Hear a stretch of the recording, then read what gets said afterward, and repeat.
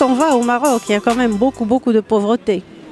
Il y a aussi beaucoup de personnes qui n'ont pas accès à l'école. Il y a un problème dans le système lui-même de l'éducation nationale.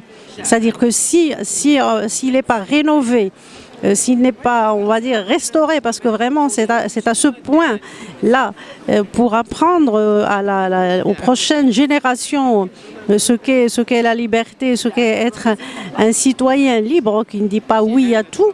Alors le Maroc, je pense, ne changera pas, la mentalité ne changera pas si on n'a pas la liberté de conscience acquise.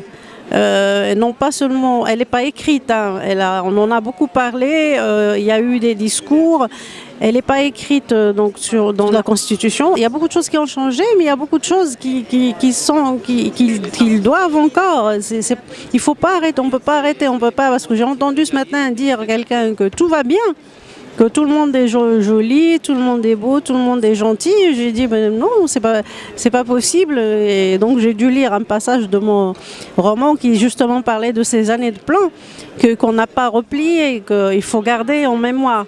Parce que si on perd la mémoire de l'histoire de son pays, à ce moment-là, on peut pas vivre dedans. Tout en étant à l'extérieur, je fais l'aller-retour et je suis profondément marocaine, mais profondément française aussi et profondément africaine. Parce que le Maroc a très longtemps oublié qu'il était un pays africain, parce qu'il appelle les subsahariens, je ne sais pas comment distinguer, parce qu'il les appelle les Africains. C'est pour ça qu'il y a quelques années, j'avais écrit un poème qui s'appelle « Je suis l'Africaine ».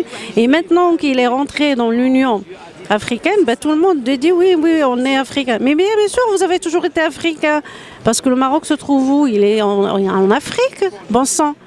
Et c'est pas de la Méditerranée, c'est vraiment l'Afrique.